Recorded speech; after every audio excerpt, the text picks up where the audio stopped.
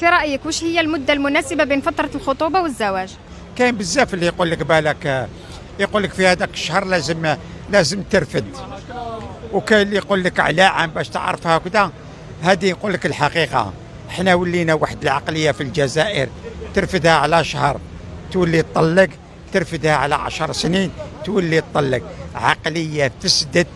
المرأة راهي ماشي غير فسدت، المرأة راهي خرجت على الطريق، والرجل كيف وهي زواج رحمة ومودة. حنا راحت الرحمة وراحت المودة. في رأيك وش هي المدة المناسبة بين فترة الخطوبة والزواج؟ نورمالمون عام بيناتهم هكذا، باش يزيد يعرف عقليتها مليح، باش هي تاني تزيد تعرف عقليته مليح. بالك ما يتفهموش في هذاك العام يقدروا يديسيديو كامل حياتهم، ما قريتو بالهضره ماشي بالفعل، بصح هذاك هو نورمالمون عام. شوف انه عام يقدروا يعرفوا بعضهم، يقدروا يزيدوا. بالك كان يعرفها من قبل، هذا اذا كان يعرفها من قبل، ماذا به يزيد يعرفها في فتره الخطوبه، باسكو ولات الحاله سيريو ماشي كيما كانت من قبل. صافي نورمالمون عام باش يديسيديو اذا كانوا هادو الزوج لي كوبل هكذا يقدروا يكملوا كيف ولا لا.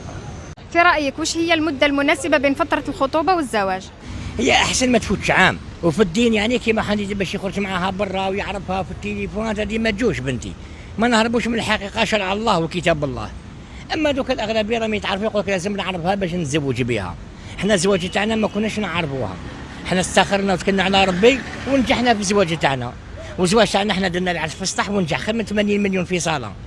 ننصحهم بنتي هذا الزواج، ولادنا وبناتنا ننصحهم في الزواج. يقول لك يا معشر الشباب، من اراد منكم الباء فليتزوج، فلم يستطع فوجب عليه بالصوم. هذا حديث النبي. والزواج نصف الدين نعمه مبارك، هم لباس لهم هم لباس لكم. هي المده جاب لي ربي اللي رانا فيه ما تفوتش عام.